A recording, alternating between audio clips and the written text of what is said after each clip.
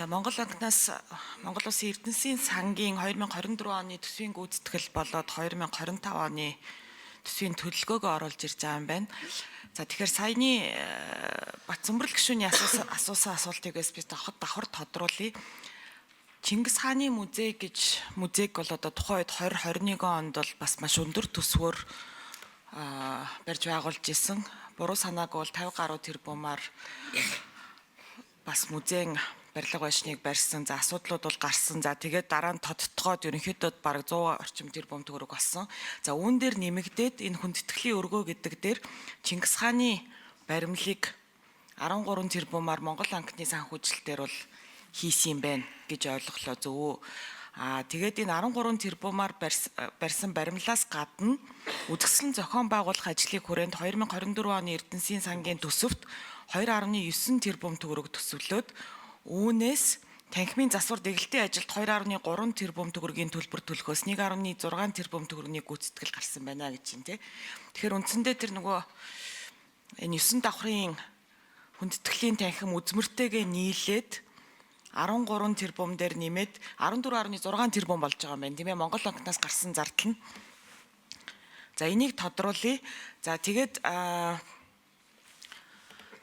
Эрдэнэсийн сангийн үндсэн сангийн орлого, гүйлгээ сангийн орлого зарлагын 2025 оны төсөв гээд нэг хүснэгт байна л да энэ ч. За тэгэнгүүт энэ Монгол банкны зөвшөөрлөөр цутгуулах франчайз болон дурсгалын дээж, мөнгөн тэмдэгтийн хийв, зоосон мөнгө энтер гээд ямар ч тийм үнийн дүн тавилгүй зүгээр тоош ирэхгүй тавьчихсан гүйцэтгэлээр энтер гэсэн ийм зүйл оруулж ирэх нь хэр зохимжтой вэ? Энэ дээр үнийн дүн тавигддгүй юм уу? Хэрэг төсөв батлуулна гэж үзэж байгаа бол төсөв гэдэг дээр чинь бол үнийн дүн явах хэрэгтэй гэж олгоод байгаа шүү дээ. Гэтэл зүгээр тоош ирэхгүй дээл тавьсан ийм зүйл оруулж ирсэн байна. Энийг нэг тайлбарлаад өгөөч ээ. Баярлалаа. За хариулт 4 номер. За Жорглон гишүүний асуултанд хариулъя. 2022 онд үндэсний аюулгүй байдлын зөвлөлийн 02 дугаар зөвлөмж Монгол Засгийн газрын тогтооллоор Чингис хаан музейн дээдлийн 9 давхарт төрийн хүндэтгэлийн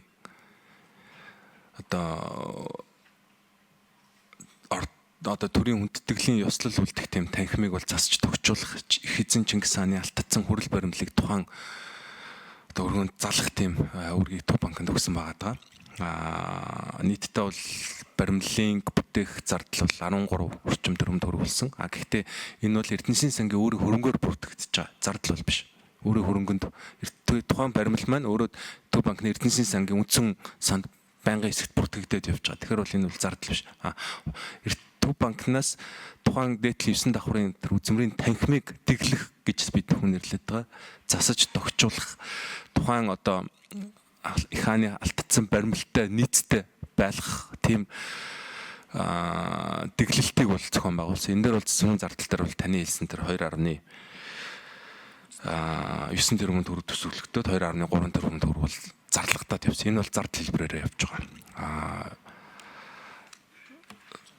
Зоосны үнийн хувьд бол бид хүн бол яг тухайн зоос маань өөрөө ямар материалаар хийгдэх үү, хэдийн ширхгээр хийгдэх үү, захиалагч тал нь хэдэр захиалах уу, одоо жишээлбэл зэсээр хийх юм уу, мөнгөөр бүрх юм уу, алтаар бүрх юм уу гэдэг маань өөрөө тэр тухайн захиалагч талын буюу одоо зоос захиалагчийн өөрийнх нь хүслөөд учраас бид хүн бол шууд одоо тэдэн төгрөний үнэтэй тийм орцтой гэж бол тавихад бол бас харьцангуй бол хүндрэлтэй. Ерөнхий дундаж дүнгээр нь бол тооцоод явдаг.